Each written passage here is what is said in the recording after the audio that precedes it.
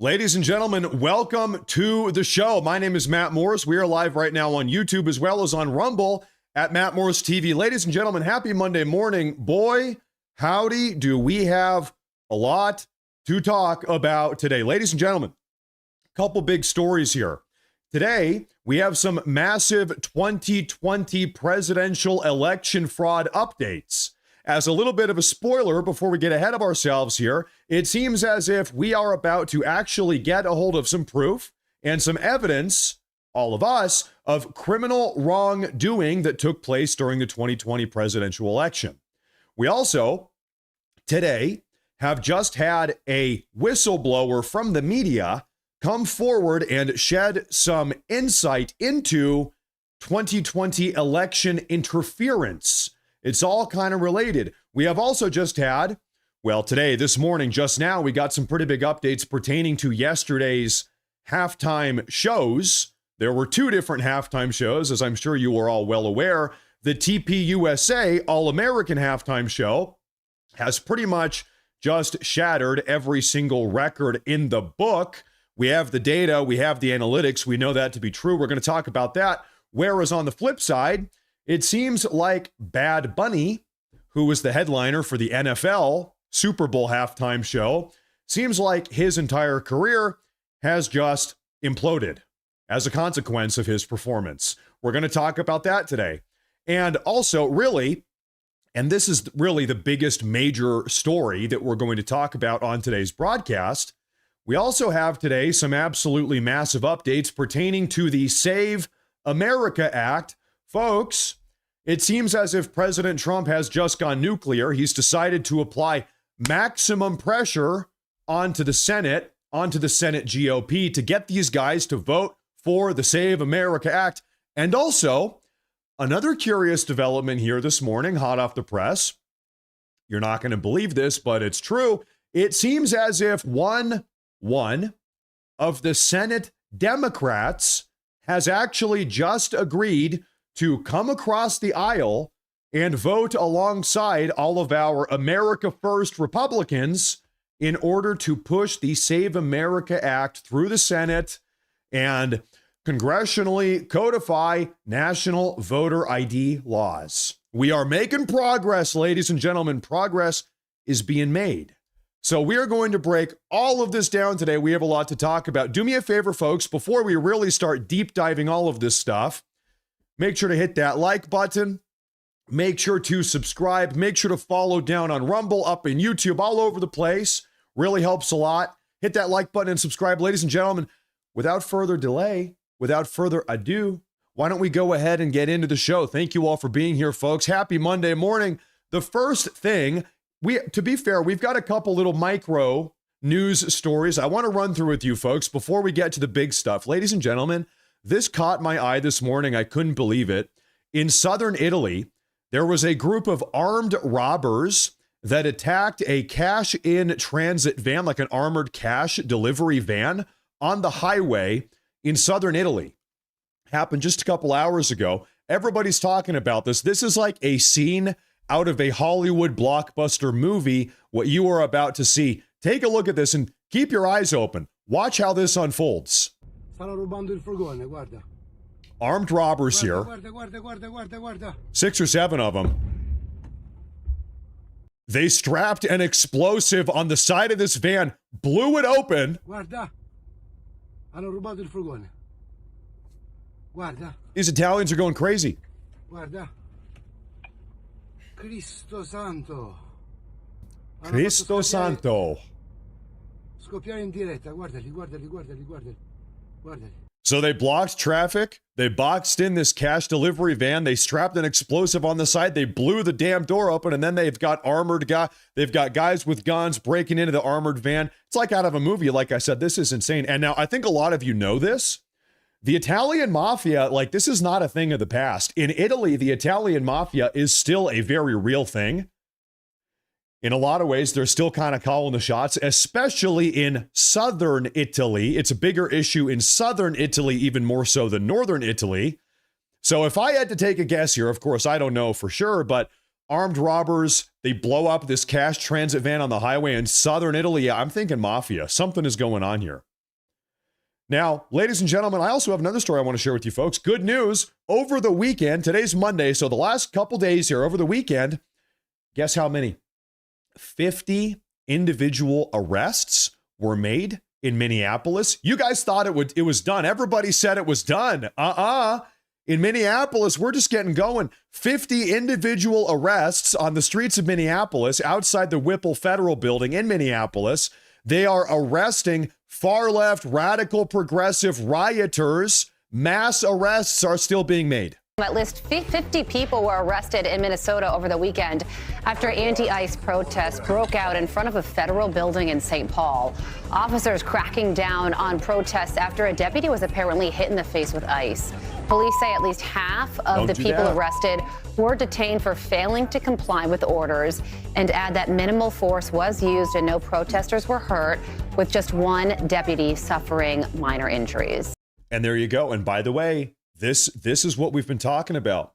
Waltz totally capitulated and surrendered to President Trump. President Trump said, listen, you have to use your own local police to hold these people accountable. You've got to provide backup for ICE if we ever need it. If an ICE agent is surrounded by far left radicals and calls 911, hey, I need backup. I've got 100 far left rioters threatening to kill me. You better come and help them out. Waltz capitulated. Waltz said, okay. And so now what are we seeing? We are seeing mass arrests, far left radicals getting arrested. Look at that. You love to see it. Print it out, frame it, put it up on the wall. This is not ICE, CBP, DHS arresting these guys. No, this is Minnesota police, Minneapolis police arresting these guys. This is what it looks like to win. We are winning. A little bit of a reminder here. We are winning, which is why some members of the left are currently losing their minds. Ladies and gentlemen, 2 days ago, we saw a Texas state representative, a representative Democrat down in Texas, I kid you not, called for minorities across the country to rise up and overthrow their oppressors being white people. I always tell people the day the Latino, African American, Asian, and other communities realize that they share the same oppressor is the day we start winning. Because we are the majority in this country now. We have the ability to take over this country and to do what is needed for everyone and to make things fair. But the problem is our communities are divided. They're completely divided. And I talk about this. I always tell people. So what is he saying here? He's saying, well, listen, all of us minorities, if we lump up together, minority, we lump up together, we are actually a minority majority, is what he's saying. And if all of us minorities could get together, then we could really stick it to the white man. Then we could overthrow all of these evil white people who are oppressing us. We just have to come together and realize who our true enemy is. It's the white man. By the way, yes, this individual is a member of the CCP. Go figure. This is a Chinese national. He has infiltrated our government. He's representing the state of Texas. He's in Texas. He's a state representative, and he's saying that white people need to be overthrown. It's insane, but really, this is becoming status quo for the far left. Ladies and gentlemen, this is an individual. His name is Wajahat Ali. Okay, who's this guy? Wajahat Ali. He is an author, an article writer for the New York Times. He has held numerous TED Talks. So he's not some nobody. He's in the media. Works for the New York Times. He's given TED Talks. He issued not too long ago a very curious message to white people in America in what can only be described as an absolutely insane mask-off moment. You're not going to believe he said this. Take a listen. You've lost. You have lost. You lost. The mistake that you made is you let us in the first place. See, that's the thing with brown people. I'm going to say this as a brown person. There's a lot of us. Like a lot. There's like 1.2 billion in India. There's more than 200 million in Pakistan. There's like 170 million in Bangladesh. Those are just the people there. I'm even talking about the folks who are expats or immigrants. There's a bunch of us. And we breed. We're a breeding people. And the problem is you let us in 1965. There were a few of us beforehand. But once you let one of us in, you know what happens with brown folks? Our grandmother comes, our grandfather comes, our uncle comes, our aunt comes, our cousin comes, our second cousin comes, our third cousin comes. Then we have kids, a bunch of kids. And then guess what? Some white women You know, the Western civilization women, the pure women, the American women, quote unquote, the Rust Belt women, the real women, they like some of us brown folks. We don't take them. They come to us. You've lost. You have lost. Like I said, this is just insanity. He's so confident in his position here that he's bragging about it publicly. Ladies and gentlemen, we need a complete and total moratorium on immigration. Complete and total. Done. Halt. Shut it down, on top of mass deportations. Mass deportations, starting with this guy and that CCP Texas state representative. Deport that guy also. Get him out of here. Do you think this is what our founding fathers had envisioned for our country? Do you think this is why the greatest American generation of all time, the founding stock Americans, do you think that is why they fought the Revolutionary War? Listen, I'm telling you, if the North and South during the Civil War, if they knew that things were going this way, they would have teamed up. There wouldn't have been a Civil War. They would have said, okay, listen, if they had a crystal ball to look at how this country would look like in 2026, they would say, hey, it's not worth it. We're not doing it. Shut down the Civil War. We're actually on the same side here. Listen, this is insane. This is ridiculous. I'll tell you, folks, listen, I hate to be the guy that has to say this. It's very popular to say that I don't see race. I don't even see race. I'm racially colorblind. I don't see race. Let me tell you something here. Got bad news for you. Race sees you. You might not see race. Race sees you. You've got people like this, and there's more and more and more of them coming in the country, and they're taking over.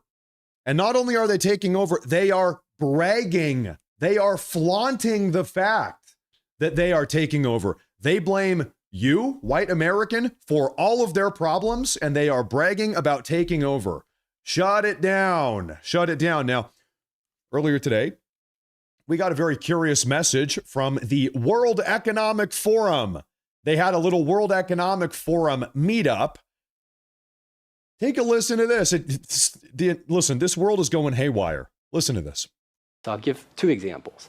So one is that people eat too much meat, right? And if they were to cut down on their consumption on meat, then they would it would actually really help the planet.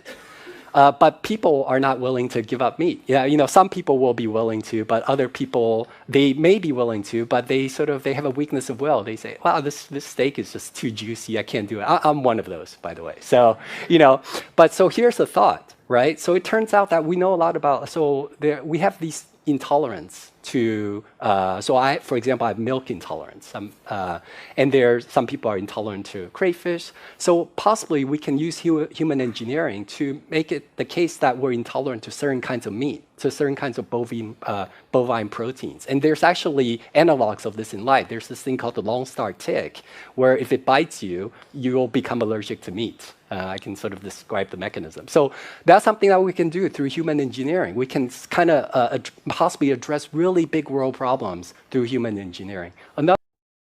So, ladies and gentlemen, just to be clear, what this guy is talking about is attempting to bioengineer some type of disease that would condition humans to stop eating meat in an effort to try to save the environment or something like that. And really, when you stop and think about this, what he's talking about really is attempting to create a biological weapon and attempting to infect the entire planet for the sake of pushing his own political agenda.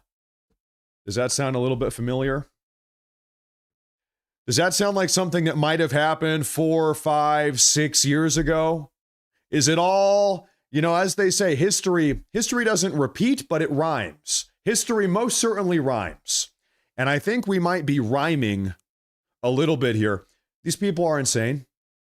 These people are absolutely insane. Now, ladies and gentlemen, there's another story I want to share with you. Speaking of leftists being insane and gross and disgusting, this next story is gross and disgusting and insane. A little bit of viewer discretion here. If you've got children in the room, maybe shove them out of the room here for the next 2 minutes. I debated not even sharing this with you guys, but given that it's related to Gavin Newsom, who will very likely, potentially be the 2028 Democratic Democrat presidential candidate, I feel like we kind of have to talk about it. So here we go. It is gross. Yesterday afternoon, Gavin Newsom's official Twitter page on X, his X page, started following a page called F's for Drugs. F's for Drugs appears to be a homosexual sex fetish page where they are talking about doing drugs, and engaging in homosexual behavior. The caption at the top of the page is, and I quote, Lord, forgive me, chems, like chemicals, and cocks. The username is ChemSlut. Gavin Newsom followed this page yesterday on X. He got caught. Now, quickly, he unfollowed. It was very weird. He followed it just for a couple minutes. People started noticing, hey, what the hell's going on here? Quickly unfollowed the page. And so if I had to guess here, I would guess that a homosexual staffer, employee of Gavin Newsom, probably followed this homosexual fetish page on X, thinking that he was logged into his own personal account, where in reality he was still logged into Gavin Newsom's account. That would be my guess, is that a staffer did this thinking he was on a different account. Or, I don't know. Keep in mind, we are talking about Gavin Newsom here. So maybe he followed this homosexual fetish drug abuse account. There's like a syringe in this guy's mouth. Maybe Gavin Newsom did it himself. I don't know. Right now, everybody's saying, oh, it was a staffer. It was a homosexual staffer. But then you have to wonder, it's like, wait a minute. Okay, so if it wasn't Gavin Newsom and instead it was a staffer, Gavin Newsom has a homosexual fetish drug abuse employee on payroll. Those are the type of people he's hiring? That's the excuse? I don't know. Like I said, absolutely just disgusting and profane. Completely degenerate story that we are forced to cover today. Now, ladies and gentlemen, let's move on to the next one here. There's your daily Gavin Newsom update. Disgusting, gross. I'm sorry. Lord, forgive me, please, God. Now, today we got a very interesting update pertaining to left-wing interference, election interference, in the 2020 U.S. presidential election. Take a listen to this report. This is hot off the press, hot out of the gate. Earlier this morning, a couple hours ago, this is a report coming from a CBS investigative journalist who just effectively blew the whistle. Take a listen here. We eventually broadcast a story about the Hunter Biden laptop after the midterm elections in 2022. We commissioned a forensic review. I got a copy of the laptop data. I have it here still. I went to a lot of effort to get the cleanest copy of the laptop data, the same data that was provided to the FBI, because I didn't want to have any professional journalistic risk for CBS News. I wanted this thing to be totally locked down. Mm-hmm. When we did the story, we did it after the midterms.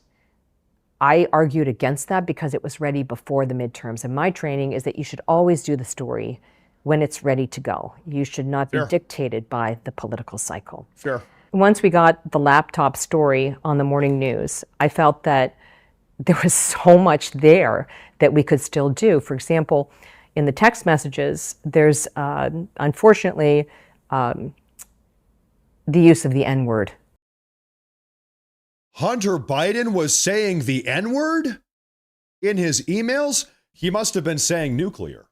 Ah, I've heard that word. He must have been talking about nuclear. The liberal use of the N-word. And I thought this was worthy of a story, but I was told that it was not something that interested CBS News. Then I asked for a forensic review of the laptop, and we found that there were more than half a dozen emails that were likely used by Joe Biden. I thought that was a story. But the answer that came back was, well, we need to know what the content is of the emails. Nope. Yep. But that was going to be a years-long process. So there was no way. So there were a lot of reasons I was told not to do it, not to pursue it. I spent a lot of my time at CBS following the Hunter Biden story. And one of the things that really struck me is this kind of disconnect. I didn't understand how a senior executive like George Cheeks could tell me that this was a high priority for the network and for his boss. And yet the executives at CBS News, show producers, anchors could refuse that. I came to the conclusion that they must have felt that they were more powerful than George Cheeks, which was astonishing to me. I'd never worked at a place where a directive from the top would be so defied. So this is a very curious story. This is, right, like I said, fresh, out of the box this morning, new whistleblower testimony coming from a CBS investigative journalist. What she is saying is that she had the Hunter Biden email, she had the Hunter Biden laptop story, she's ready to break it. There's a lot of very curious, very strange information. She goes to CBS, she says, hey, I'm ready to push this story. CBS, the executives at CBS, the owner, actually tell her, yeah, go ahead. Okay, go ahead and publish it. It was the talking heads, the show hosts, the pundits that said, we're not going to cover it. We're not going to talk about it. There was an attempt amongst the talking head class at CBS, all the TV show hosts, that said, nope, we're not going to talk about it. Nope. By doing so, effectively covering it up. They engaged in a cover-up. And most certainly, to some degree, that influenced the outcome of the 2020 election as well. Now, we know that a lot more than just the Hunter Biden laptop story influenced the outcome of the 2020 election. It seems like we have some news about election interference coming from some foreign interference. The Democrats are panicking. We're going to talk about that here in just a moment. We're going to get to that story. But first, ladies and gentlemen, we have just gotten a hold of all of the stats, all of the statistics, and all of the analytics for yesterday's TP USA, Turning Point USA, All-American halftime show halfway through the Super Bowl. And I'll tell you what, man, they absolutely blew it out of the water. In fact, I want to give you guys some information here. Ladies and gentlemen, the official TP USA live broadcast on YouTube yesterday peaked at 6.1, almost 6.2 million concurrent viewers. That is a lot of people. Okay, well, is it really a lot of people? Let's try to put this into perspective here.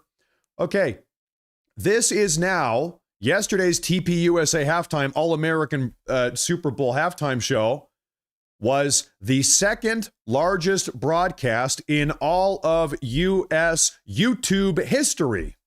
Let's look at the prior record holders. The right now the current record with 8.09 million is the Chandrayaan 3 mission soft landing live telecast. This is when India sent a drone up to the moon a couple years ago. 3 years ago, India put a drone on the moon, allegedly. So that had 8 million concurrent viewers. The previous record here was the Jogo Completo Brazil x Croatia. What is this? Some soccer? It's a World Cup quarterfinal. Okay, well, guess what? TP USA just shattered that record. Now, TP USA has the second biggest broadcast of all time. We saw it. We locked it in at 6.170. This is astounding. Now, I want to put this into perspective. Okay, look at these other two broadcasts. Okay, this is an Indian broadcast. This is a quarterfinal, World Cup quarterfinal. These are international broadcasts that have international appeal. Everybody around the world wants to watch moon landing. Everybody around the world is watching the World Cup. There's a lot of Spanish speakers, a lot of Brazilians, a lot of Latin Americans tuning into this. This TP USA halftime show, this is more of a uniquely American broadcast. If I had to take a guess, 95, 96, 97% of people tuning into the TP USA show yesterday, they were Americans. It doesn't exactly have the same international appeal that some of these other record-setting broadcasts had, but still dominated, but still absolutely dominated. The American people, that's us, turned up in full force to watch this broadcast. It was a uniquely American broadcast. I think we all know that. Shattering the records. Absolute insanity. But wait, there's more. Take a look at this. TP USA halftime show yesterday was the #1 entertainment event There's different categories. In the entertainment category on YouTube history, number one, it was the number one US-based live stream in all of US history. It was the number one live event in America in all of US history, in all of YouTube history, sorry. Also, what's more, it was the number one English language live stream in all of YouTube history. Record shattered, record shattered, record shattered, record shattered. Complete and total domination.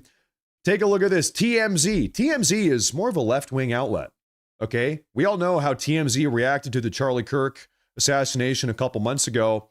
Rumor has it they were laughing. Disgusting. TMZ is not exactly right-leaning, to say the least. They put up a poll. Who had a better halftime show, Bad Bunny or Kid Rock? Okay, 250,000 people voted, 342,000. Guess who won? Kid Rock. And of course, he was the headliner at the TPUSA show. 65% of respondents here said Kid Rock, 34. So the ratio here is 2-1. 2-1, 34% Bad Bunny. And this is coming out of TMZ. You can't argue with this. You can't argue with this. Now, let's talk a little bit about Bad Bunny here, okay? Now we have footage from inside of the stadium, inside of the Super Bowl stadium. Put my headset back on here.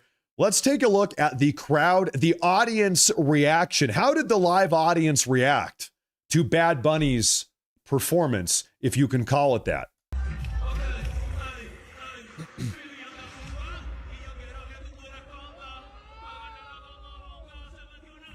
The crowd is dead. Is anybody getting jiggy with it? Is anybody dancing? Is anybody down with it? Is anybody breaking it down? No. Everybody is standing here awkwardly, like they are incredibly confused. They are rightfully confused. This is very awkward. Probably nobody in the audience even understands what this guy was saying. He did the entire show in Spanish. Listen, no hablo. No hablo español. Like, nobody is moving at all. Zero motion. Zero motion. I mean, you can't even really see what's going on down there. What type of performance is this? Well, Bad Bunny received an overwhelming, absolutely immense amount of negative pressure, negative backlash following this catastrophic performance that really, frankly, got dominated by TPUSA. After the show, later that night, so last night, Bad Bunny completely wiped. He deleted everything on his Instagram account. He's got 51 million followers. By the way, he is bleeding followers. He's hemorrhaging followers. People are unfollowing en masse. He deleted every single thing on his Instagram account, presumably because of the negative backlash. And there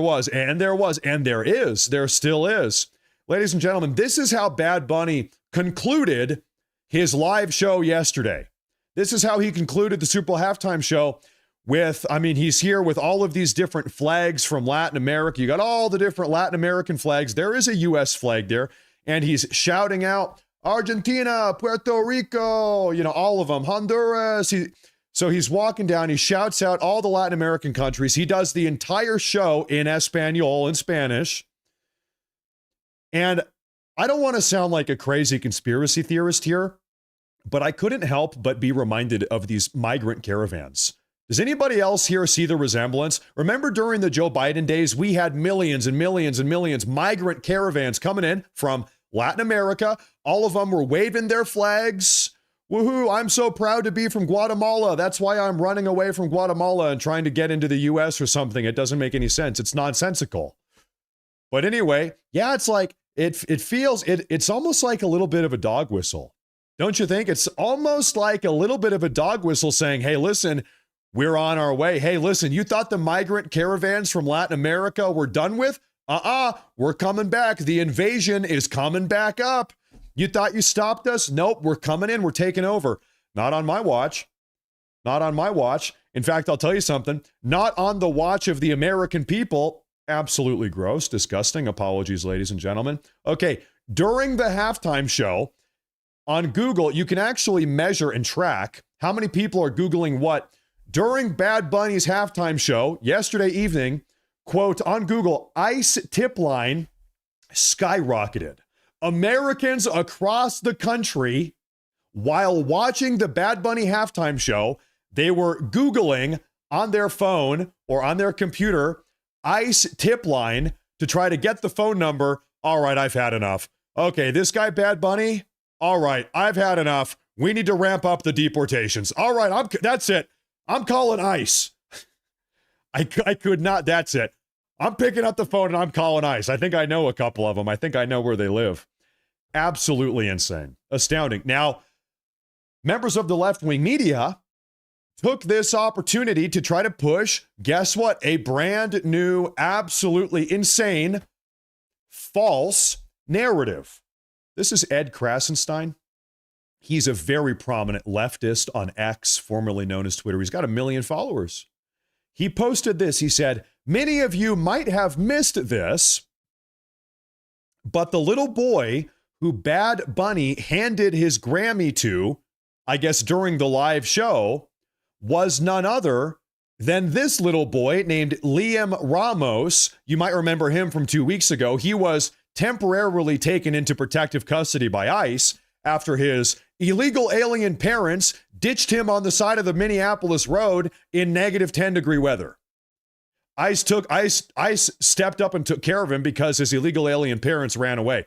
Now, as it would turn out, guess what? This is actually not the same kid. It's not the same kid. This is left-wing propaganda. We have a community note. This is one of my favorite features on X, community notes. Look at this. Fact check. It's actually not the same kid named Liam Ramos. This is a child actor named Lincoln Fox. He posted the moment here on his official Instagram. So this kid, he's a child actor, I guess, and he has his own Instagram account. So we know for a fact it's not even the same kid. You know how hilarious this is? This member of the left, he's a left-wing propagandist. He just saw 2 little brown kids and assumed that it was the same person. Like, dude, little bit racist. Dude, hey, hold up. Wait a minute, Mr. Krasenstein. Are you saying that all little brown kids look the same? You're just mixing them up? Because they're not. Little bit racist. Little bit racist here, Mr. Krasenstein. Okay, I can't believe we're doing this now. This is where it gets even crazier. You thought that was the extent of this story? No, it gets even worse because we have an individual named Jim Sciutto, right here up top, reposted Mr. Krasenstein's story. Okay, well, who's Jim Sciutto? Jim Sciutto is a CNN anchor. He works for CNN. He is a CNN news anchor. He is a chief national security analyst. He is the author of the New York Times bestseller, The Return of the Great Powers. So a CNN, I kid you not, you cannot make this up, a CNN news anchor latched onto this completely bogus fake news story, went on to peddle fake news, lies, and propaganda. All these people do is lie. Once again, listen, the leftists, they do not care about the truth. They do not care about the fact. It doesn't matter. They will peddle any fake news story that they have to, as long as it pushes their own left-wing agenda, which is why it is so great that we are finally beginning to defeat these people. Now, ladies and gentlemen, this is where we get to one of our massive stories of the day. Why don't we go ahead and get into this? Ladies and gentlemen, wait a minute. Oh no, hold up. That's the wrong story. Wait a minute. Hold up. Ladies and gentlemen, rewind. Here it is. Yeah, wow. Folks, we have just gotten an absolutely massive and frankly very curious update pertaining to the recent they had a warrant, FBI raid of the Fulton County, Georgia election office. You are not going to believe what we just got a hold of. Take a listen to this. This is breaking news as of yesterday afternoon. A federal judge has just ordered that the DOJ must unseal the search warrant affidavit behind the FBI's January seizure of Fulton County, Georgia election records, directing its public release by February 10th. Okay, we all know, must have been 2 weeks ago now, the FBI got a warrant and they raided the Fulton County, Georgia election office. Why is that a big deal? Because we're talking about 2020 foreign election interference. This is where Tulsi Gabbard was on the ground. Now, the big development here, listen up. In order for the FBI to get a hold of this warrant, with which they then used to conduct this raid on the Fulton County election office, they had to put together a bunch of evidence of some type of criminal wrongdoing. You need probable cause. You need evidence of criminal wrongdoing to get a warrant. So the FBI did that. The FBI put together evidence, built a case, put it in front of a judge, and the judge said, "Oh my good Lord, all right, I'm signing off on the search warrant." And then they got the warrant and they went in and they seized Lord knows how much election material going back to 2020. Now, some fun little factoids about this here. Well, first off, it must be acknowledged, folks, within the next day and a half, within the next 36 hours, what this means now is that all of us, we, the nation, the world, we are all going to have the proof and the evidence that, justified this warrant. I think very soon we are all going to be made aware. We're going to have the proof and evidence right in front of us of some type of criminal wrongdoing, perhaps foreign interference in the 2020 election. By nature of this stuff getting released, we're going to have the proof and the evidence also. Now, it's also worth noting, it was actually a liberal judge, a radical progressive in the federal judiciary, who issued this release order that we're talking about right now. However, it gets a little bit weird. The DOJ, they could have appealed this. They could have fought back against this. They could have tried to shut down the release order. The DOJ did not fight back. The DOJ said, okay, all right, Mr. Liberal Judge, okay, we're going to go ahead and release all of the proof and the evidence now. The DOJ is actually, in fact, totally comfortable with this information coming out. So maybe this federal judge has actually walked right into the trap that the DOJ set. And so, folks, really, I think that what's happening here is all a part of President Trump's plan. Because think about it. Once this information comes out, this evidence of criminal wrongdoing pertaining to the 2020 election comes out. Once it all comes out, it's going to be pretty difficult to argue against passing something like the Save America Act, for instance, which would federally mandate voter ID laws, right? Imagine the optics here. Okay, this evidence, proof of wrongdoing in the 2020 election comes out, perhaps even foreign interference. We have the evidence in front of us within the next day and a half. It's going to be pretty tough to argue against voter ID laws at that point if we find out that the Democrats were working with the Venezuelans or the Chinese to rig our elections and they're abusing illegal alien voting. Hey, I think things are picking up here, and thank God, because anything that we can do to get this Save America Act pushed across the finish line, great news. That is what we want to see. Now, ladies and gentlemen, this is where we get to what is perhaps the biggest story of the day. You thought that last story was big. Things continue to get even crazier. Let me sit up in my chair for this one, folks. Do me a favor. Make sure to like and subscribe. If you're new here, you're tuning in. We've got, Lord, I don't even know, 20,000 people on YouTube. How many people on Rumble? Shout out the Rumblers. Shout out the YouTubers. Combined, we've got about 22,000 people. Ladies and gentlemen, happy Monday morning. This is where we get to the big news of the day.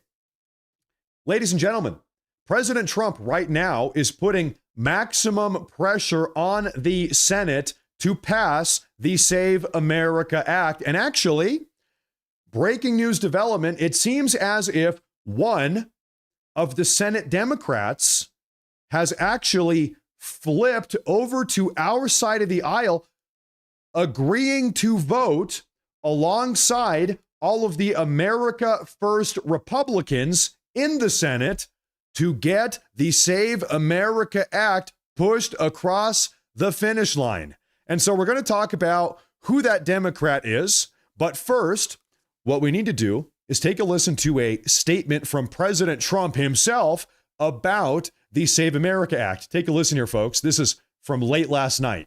Well, you know, we're working on the Save America Act, which is going to secure up a lot of things, but secure up our voting.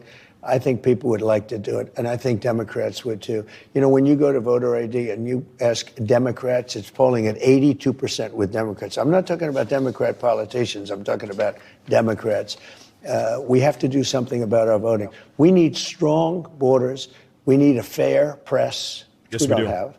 And we need, and very importantly, we need the strong border, the fair press, and we need fair elections. We need elections where people aren't able to cheat. And we're going to do that. I'm going to do that. I'm going to get it done. And by the way, it polls, even with Democrats, they want that. And as it would seem, Democrats do want that. We're going to talk about this Democrat senator who might be hopping over on our side of the aisle to push this thing through. But really, what is this all about? Why do we desperately need the Save America Act? Why do we need people to show ID when they go and vote? It's because if we have foreign interference, Venezuela, China, Iran, Russia, God knows from where, or if we have illegal alien non-citizens voting in our elections, the degree to which the American people, that's us, the degree to which we are in charge of our own country is diminished. American is a sovereign nation. America belongs to who? The Chinese? Venezuelans? Maduro? Iran? Russia?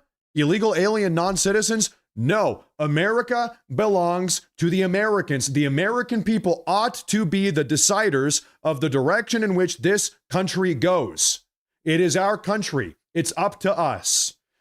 Really, this is about rebuilding and ushering in a new era of American sovereignty is what it is. Now, luckily, we have a Democrat here, Democrat Senator John Fetterman, who kind of gets the bigger picture. He came out this morning on Fox News and spoke about his thoughts on the SAVE Act and voter ID laws. And I'll tell you what, the rest of the Democrats, Chuck Schumer, they are not happy.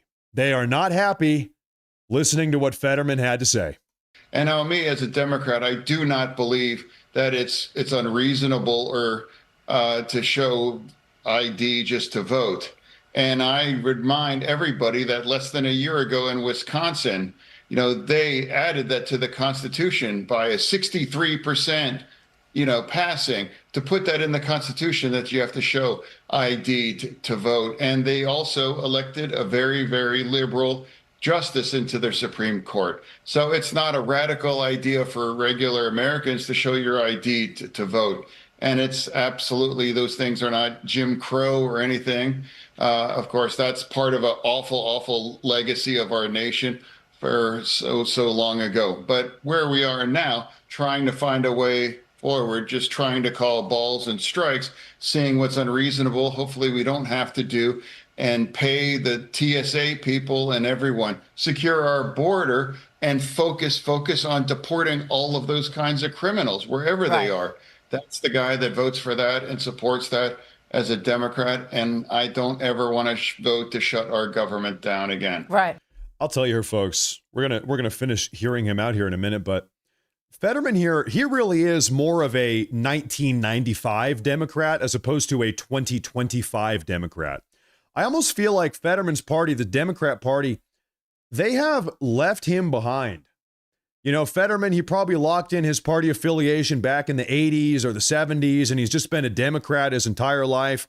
Listen, the Democrat Party of 2025 is not your grandma's or your pop's Democrat Party of 1985 or 1995 or even 2005. The party has shifted. People like him are getting left behind. Dude, you should really just come over and become a Republican. Seriously? I mean, he's talking about deporting illegal aliens. He's talking about having a secure border. He's talking about voter ID laws. Yeah, not that the Democrats were perfect by any means in 1995, but they sure as hell weren't as bad as they are right now. And you are very much where the people are. Look, that's what most people would like to see. Prioritize the criminals take the criminals out of the country who are here illegally but are also committing crime. But, I mean, is there any other way to view the fact that Democrat leadership refused to have ID to vote? Is there any other way to read it other than they want illegals to vote? I mean, can you read it any other way? That's what they want. Well, I mean, for me, the Save Act is not going to pass because of the filibuster, because they would need at least 7 or 8 Democratic votes to pass that. And now remember also, all the Democrats, all we wanted to eliminate the filibuster, except for it was Manchin and Sinema. They wanted to eliminate the filibuster, and now our party loves the filibuster. And then I do think think the filibuster is a good thing, and it does force us to work together overall. Right. Sure, absolutely. Yeah. Yep. But I will say this as a Democrat, I do not believe it's radical or extreme to just produce ID to vote overall. So he says that, and this is where my brain goes. This is the big topic of today. If John Thune, Senate Leader John Thune, brings the Save America Act to the Senate floor and forces a standing filibuster, then the Democrats are going to have to get up there and yap and talk for as long as they can, as long as they're physically able to. It could be a couple days, could be a couple weeks. At some point, they're going to get tired. They're going to crash out. They're going to yield at the floor, at which point we would vote on this bill, on the Save America Act. Once that talking filibuster's over, we've talked about how that works. Now, folks, we need 50 votes in the Senate. Once that vote is initiated, after the talking portion is done, the Democrats yield the floor, we're going to need 50 votes in the Senate to pass the Save America Act. Why 50? That's a dead tie, 50-50. Then you have Vice President J.D. Vance come in. He's the vice presidential tiebreaker. There's your 50+1. The bill is passed. Then it goes to Trump's desk in the Oval Office. He signs off on it. We're good. The country is saved. Now, why is that number 50 so important? Well, right now, the Republicans have 53 senators in the Senate. You'd say, okay, 53, you only need 50. It's all good then. Well, we have some rhinos. We have a little bit of a rhino problem. Some of the Republicans perhaps don't want to vote for the Save America Act. You got to go ask them why. I couldn't tell you. They're rhinos. Maybe they want illegal aliens voting. I don't know. Got to go ask them. So this is why it's so important that it seems like we actually have a Democrat who's coming over. He says, I would vote for voter ID law. If it comes to the floor in the Senate, I would vote for it. That's Fetterman right here. He says as much. So what does that mean? That means we can actually afford 4 rhinos to not vote for the Save America Act, because that's 53 minus 4, 49. Fetterman plus 1. We're back up at 50. It's all good. It gives us a little bit more wiggle room here. This is what we love to see. Now, this is where we listen to Republican Senator John Kennedy. He gives his thoughts on the Save America Act, as well as on John Fetterman. You paid a compliment to Senator John Fetterman. You talked about his attire. And by the way, I have a whole host of new compliments for Senator Fetterman. Despite our many, many disagreements, I continue to find him interesting and independent. But you had something to say about his attire. You said he's basically the Hills Hollywood. He is Adam Sandler. Here's my serious question to you about it. Whenever I talk about Fetterman, and if I pay him a compliment like I just did with you, there are people who say to me, have some respect, Senator. Dress up. It is a big job in Washington, D.C. It doesn't bother me. Look, I like John Fetterman. I like him a lot. We don't vote together very often, but I really like him. Now, you know, some may consider that a questionable life choice, but I don't. I think the guy's a total banger. He's a maverick. He follows the rules on the Senate floor, and I really like him. And what I like about John is he plays outside the pocket. That's true. He just doesn't give a damn who's mad at him. You know, if you ask him, Fetterman, you know, how do you sleep at night knowing that there are people out there that hate you? He's likely to say something like, you know, with the fan on. You know, he just doesn't care. And I find that refreshing. You know, I will He's a total say, banger. He's a banger. A total banger. That's a new phrase for me, Senator. We're going to have to get you on the Will Kane Country at a longer episode to figure out exactly what that Louisiana term means. I'm taking it. I'm reading that it is a compliment. I really am. I will say, I agree with you. I would much rather a maverick who dresses like Adam Sandler than an impeccable conformist. I would much rather Adam Sandler in the Senate and in the mind than a partisan conformist, but with a nice suit. Now, somebody in the live chat said this. I love this. Over here on the right side of the aisle, we've got rhinos, Republicans in name only. We don't like them. I don't like them. Fetterman, he does seem to be a little bit of, he's not a rhino. What does that make him? He's a dino. You got rhinos and dinos. Fetterman is a dino. He's a Democrat in name only. Oftentimes, he finds himself voting alongside the Republicans. It seems like if the Save America Act makes its way to the floor, he'll do it again. And you know what? Hey, I'm not a big fan of rhinos, but if you want to talk about dinos, depends on the case. Maybe we can shake hands. We can break bread a little bit here. We can work out some type of deal here. Okay, I'll say this. I like dinos a little bit more than I like rhinos. Now, to really put this entire situation into context here, we have a clip from earlier today featuring Republican Senator Eric Schmidt about why we need to get this done. Take a listen. Democrats want to have people who are here illegally vote for them. That's the God's honest truth. And I think if 2024 represented anything, Harris, it was a return of common sense. There couldn't be more of a common sense proposal than saying you have to provide voter ID to vote, just like when you check into a hotel or you buy an airline ticket, just to prove who you are. But I think it's really interesting and telling that two issues are converging at the same time. This issue of illegal immigration and this issue of voter ID. The Democrats aren't really quiet about it anymore. They're sort of saying the quiet part out loud, which is they want to bring in 15 to 20 million people in here illegally, and they want them to vote for them because they know their ideas are terrible. Yes. And they can't win elections otherwise. And so what Republicans are saying is, no, look, we want the return of common sense. We want to make sure people are who they say they are. We want to make sure our elections are secure and that people aren't disenfranchised, the people who actually are supposed to vote, by allowing people who aren't supposed to vote actually vote. Well, another case of rules for thee and not for me, apparently, for Dems. Critics are calling out Democrat Senator Jon Ossoff for asking campaign event goers to show government ID at the door. There are a lot of pictures of this going on. That is so funny. And it's not just Jon Ossoff here. It's also, we had a similar story. This is so funny. It's so stupid and so hypocritical. We saw Ilhan Omar do the same thing a couple weeks ago, where Ilhan Omar had a town hall. In fact, it was the town hall where she got squirted on. Remember when Ilhan Omar got squirted on and it was the biggest news in the country, and then everybody realized, wait a minute, this was a setup. They planned this, and then they never talked about it ever again.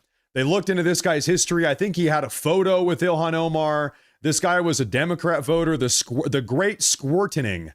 Remember, everybody realized, wait a minute, this was obviously set up. This was premeditated, and then you never heard about it ever again. Anyway, so that town hall right there with Ilhan Omar and this guy here, Ossoff, they require people to show ID in order to get into their town halls.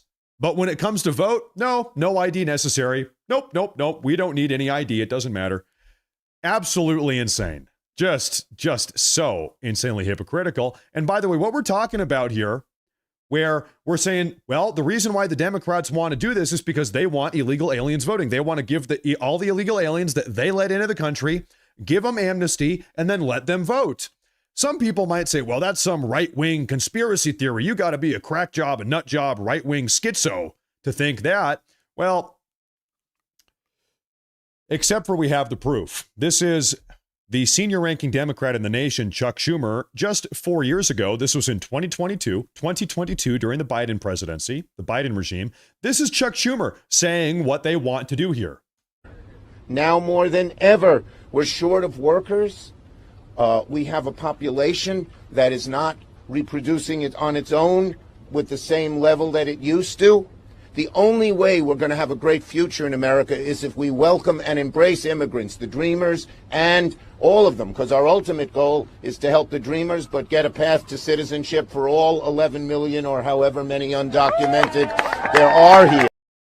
This is the Senate Minority Leader Chuck Schumer, who right this very moment is the highest ranking Democrat politician in the country. This video is just from a couple years ago. This is during the Biden era. He said, our ultimate goal is to get a path to citizenship for every single illegal alien in the country. Let the record show, if these far left radical progressives, Democrats, if they ever regain control of the House, the Senate, and the White House, they will grant mass amnesty to every single illegal alien in the country. They're all going to be voting. They're all going to be citizens. They're going to reopen the border, and they're going to do God knows what else. We can never let that happen. Let the record show, if we really want to make America great again and put America first, we need to keep these people out of the White House, the Senate, and the House. We also need to pass the Save America Act immediately. Now, ladies and gentlemen, at this point in the broadcast, I think it's probably a good time to go ahead and take a look at some of these super chats. I want to say thank you, everyone in the live audience here on Rumble. Shout out the Rumblers. Shout out the YouTubers. Thank you all for being here this lovely Monday morning. Lovely Monday morning. You know what? Before we do the super chats here, I do need to make an announcement. First off, make sure to like and subscribe. That's the first announcement if you're tuning in and you enjoy the show.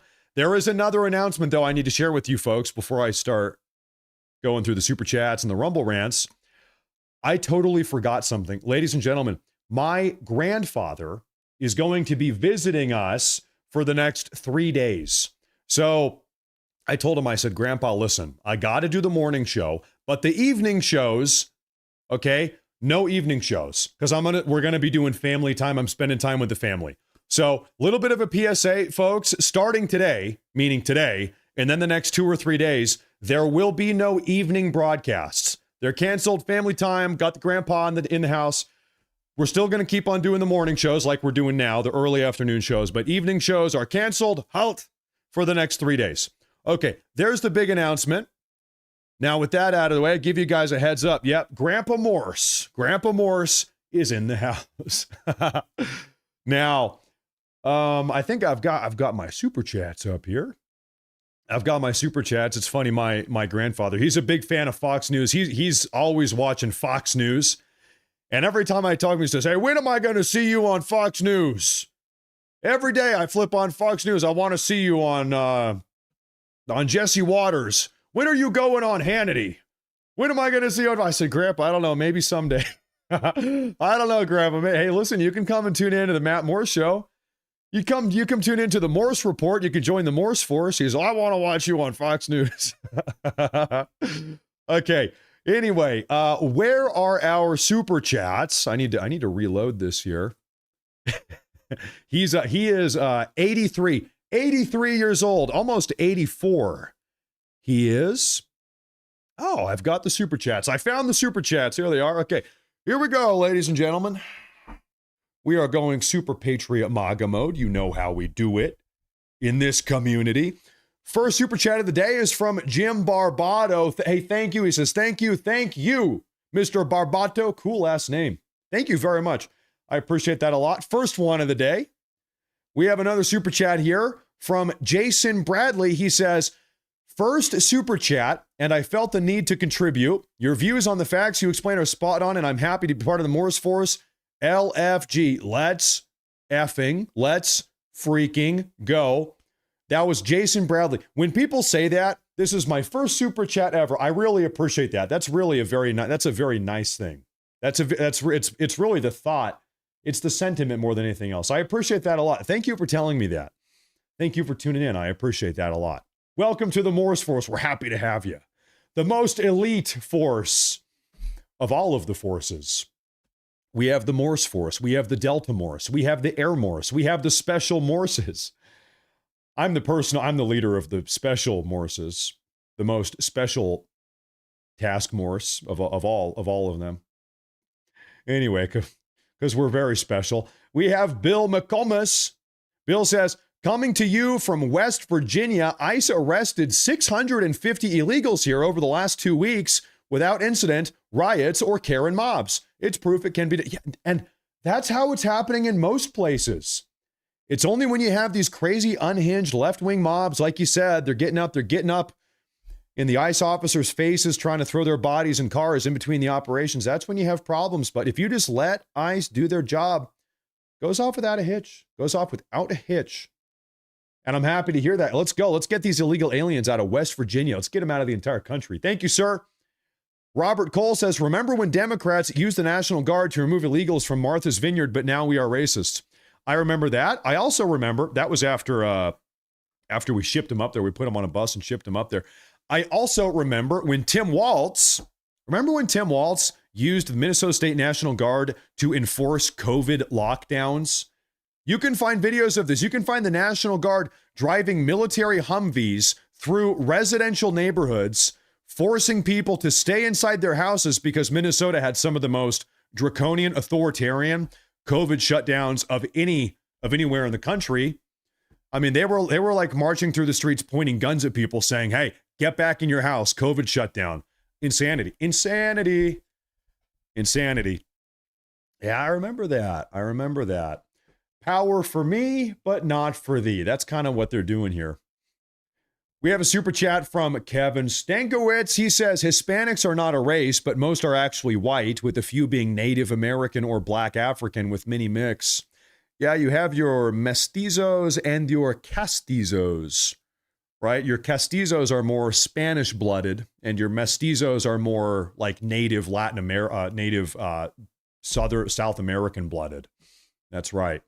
You've got different types. There's some different ethnic compositions.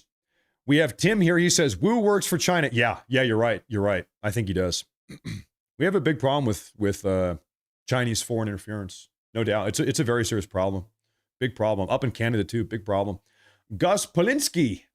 Well, that might be the most Polish last name I've ever heard in my entire life. Welcome to the show, my good Pol. He says, Trump, federalize the militias. Federalize the militias. I will tell you something, sir. This summer, we've talked about this a lot. This summer is going to be nuts. We are already hearing murmurs, rumors, whispers that this summer, 2026, is going to be a summer of love 2.0. Remember 2020, the Black Lives Matter, George Floyd, summer of love, mostly peaceful, albeit a little bit fiery protests of peace. Remember those? Seems like they are planning to do the same thing again. This summer, we got to have faith that Trump is going to handle it. Thank you very much, sir. Thank you. Senior High, hello there, says they need to put the rioters in the same detention centers with the illegals so they can leer about who they're fighting for. I like that. That's a great idea. Yeah. Throw all of the left-wing rioters inside of prison cells alongside all of the Latin American cartel gang members. Put them in a prison cell. You have like your libtard left-wing rioter, anti-ICE rioter. Arrest them. Put them in the same prison cell as a Tren de Aragua gang member. Good idea. Now you're thinking outside the box, or perhaps inside. We're putting them inside the box, so to speak. Thank you. That's a good idea. I like how you think. We have a super chat from Matt. Wait a minute. Your name is Matt? My name is Matt. He says, he's right that brown people want to conquer white countries and white women have no loyalty to white men. The 19th was one of the worst decisions. I'm going to tell you something. I actually know that this is a fact, and this is maybe a controversial thing to talk about real quick, but we're going to do it. The rate at which white women racially intermingle with non-white men is actually the lowest rate. It's called, miscegenation, whatever the official word is. Anyway, the rate at which white women are pairing up with non-white men is the lowest rate of any female racial demographic. White women are, I guess, like the most loyal to white men. It's true. That is actually true. I looked into it. That's a fact. That is a fact. White women are, I guess, the most loyal. So shout out the white women. Shout out white women. We love our white women in the live audience. It's true. We love the white women. I love white women so much I married one of them. You can't even believe it. Thank you very much, Matt. Mythical Nice City. He says, remember when we were able to eliminate threats to ourselves and our kids? Thank you very much, sir. Thank you. Uper Viking, he says, I'm so mad I'm shaking. My mom has had alpha gal for years now, can't eat meat. South Central Kentucky got bit by a tick. Oh yeah, so she got bit by a tick and then she got that, whatever the name of that disease is, where you can't eat meat anymore. It makes you allergic. I think you get stomach issues. Yeah, and by the way, a lot of people think that meat-eating disease carried by ticks, that it's not a naturally occurring disease or ailment or illness, that it was actually bioengineered. A lot of people think the Chinese did that. Have you heard that rumor? A lot of people think that is similarly, perhaps like COVID, was out of a Chinese biolab, and China dumped a bunch of these infected ticks into the country in order to try to undermine, the American economy. Because, especially you go back further. I mean, a huge portion of the U.S. economy is cattle ranching. It's meat, it's farming, it's all types of stuff, right? And so if you can take a bite out of that, yeah, it's a big problem. Is that what it's called, Lyme disease? Is Lyme disease the one that makes it so you can't eat meat? There you go. Hey, I'm staying away from ticks. I don't like them. I've never had a tick in me. I used to help when I was a boy, I'd take my grandfather, he had hunting dogs. He was hunting with the dogs out in the brush, and the dogs would always come back in with ticks. And so I used to help my grandpa pick ticks off his dogs when they came back in from hunting.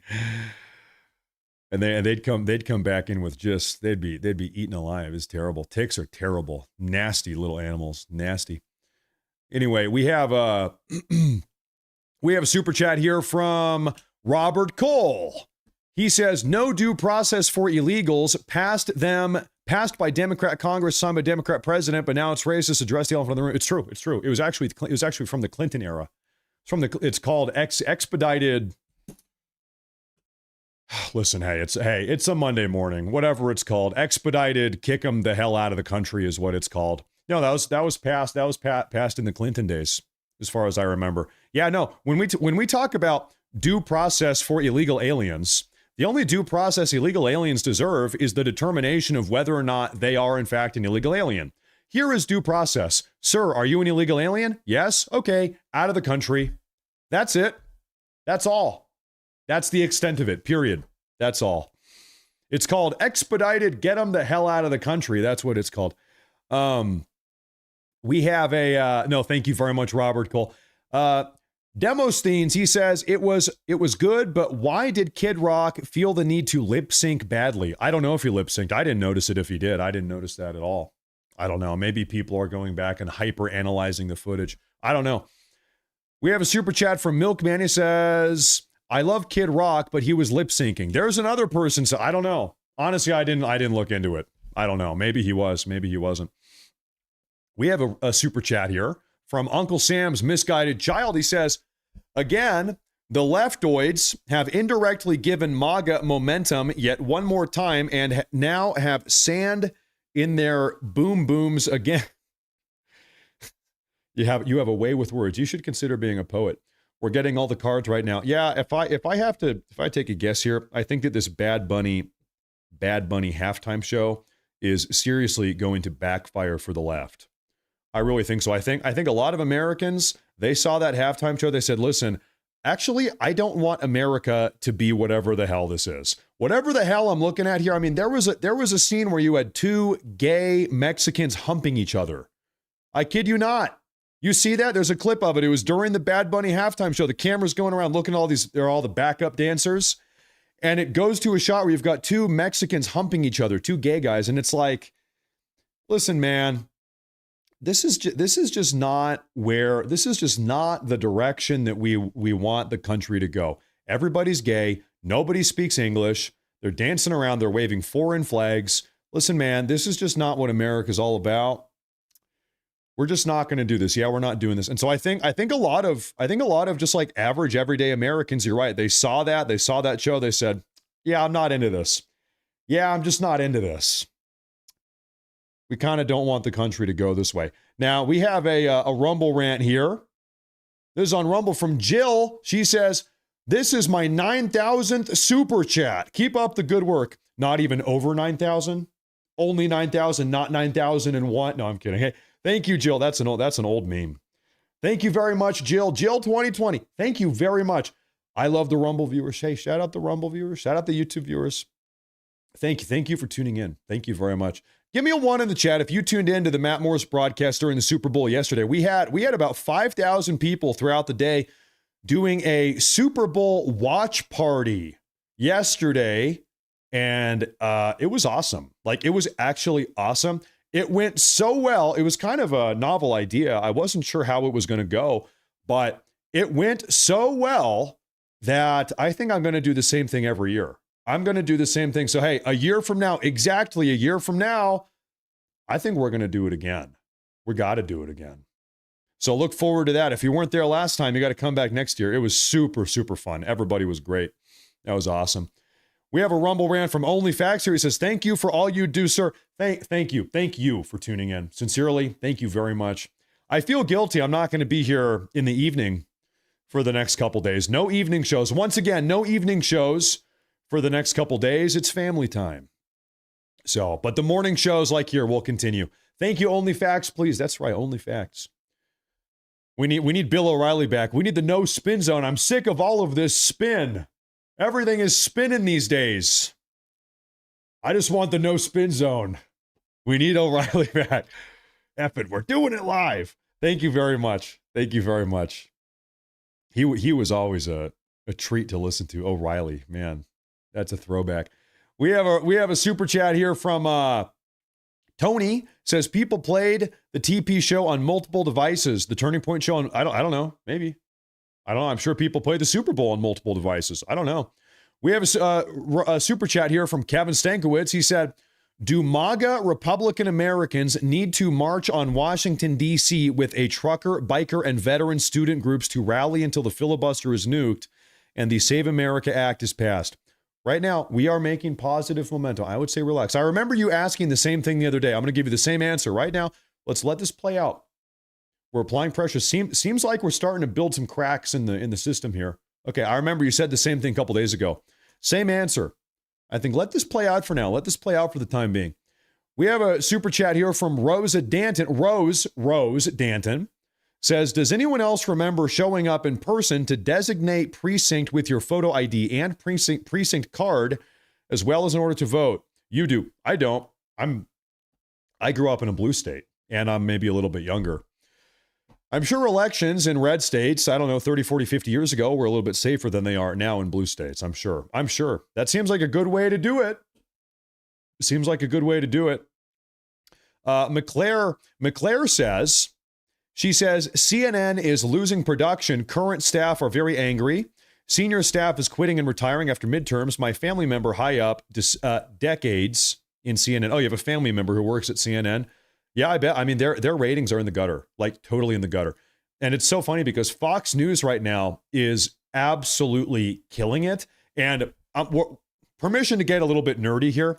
I've done a lot of research into this, considering I guess this is kind of my line of work now. What I've noticed, I've looked back over the last 25 or 30 years. I think this kind of makes sense. Whenever you have a Democrat in the White House, right-wing media does really well. However, when you have a Republican president in the White House, left-wing media generally does really well. Because I guess if you're a talk show host or maybe even a podcaster, it's better to be on the attack, talking about how bad the Democrat is or whatever, than it is to maybe be on the defense, trying to explain how good your side is. It's better to attack than to defend. I looked back over like 30 years worth of media trends, and that is the common denominator. If there's a Democrat, Republican media does well. If there's a Republican in the White House, Democrat media does well. Now, it's different now. Things are different. Over the last couple of years, that trend is totally opposite. Trump is in the White House, Fox News is killing it, and CNN is tanking out, MSNBC is tanking out, ABC is tanking out, Fox News is killing it. So the cycle has been broken. I think, what does that mean? I think that Americans are just overwhelmingly sick of left-wing propaganda. I think the left-wing propaganda has reached a critical point where nobody is buying it anymore. Nobody wants to hear it. Nobody wants to listen to it. Nobody wants to watch it. We all know it's just nothing but bullshit. We all know. People are sick of it. So maybe that trend is kind of over these days. Now we have a Rumble rant down here from Cher Warner. Says it was a huge orgy fest in non-English. Yeah, if I wanted to watch a Spanish gay orgy, I don't know what I would do. I just wouldn't do it. I just wouldn't do it. I just wouldn't do it. I don't want to watch that. And as such, I did not watch the Bad Bunny halftime show because nobody wants to see that. We did go watch the TPUSA show. It was awesome. It was pretty good. I thought it was good. We watched that live. And Cher Warner again, hey, thank you very much. I appreciate that. I want to make sure I'm not missing any super chats or Rumble rants here. Lord forbid. You know, I think I'm on top of everything here. I think I'm on top of all of it. Okay, ladies and gentlemen, because I am not going to see you live for the rest of the day, I am going to have a couple videos on this channel here on Rumble and YouTube, and then also on the Morse Report channel later today. I'm going to make a special request. First off, a couple days ago, we launched a brand new second YouTube channel for smaller clips, shorter videos, called the Morse Report right here. If you would all do me a favor before we wrap up the show, if you have not subscribed to the Morse Report yet, and we're off to a great start, we're killing it so far, thanks to you guys, go ahead and follow the Morse Report channel. There's a link to it right there. And then also, as a side note here, on the same day, a couple days ago, we launched a Morse Report 24/7 live news X feed. Updates all day, nonstop, every single day. If you would do me a favor and follow the news page on X also, we are branching out. The Morse Force is taking over. The Morse Report is taking over. I really appreciate it. I appreciate it, ladies and gentlemen. But I think that is going to be a wrap up for today's broadcast. I'll have some videos for you guys all over the place, but insofar as live content goes, I will see you tomorrow at 11 a.m. Western, 2 p.m. Eastern. Until then, ladies and gentlemen, God bless. Stay safe. Thank you very much for tuning in today, and I look forward to seeing all of you tomorrow morning or early afternoon. Take care, folks. I'll see you tomorrow.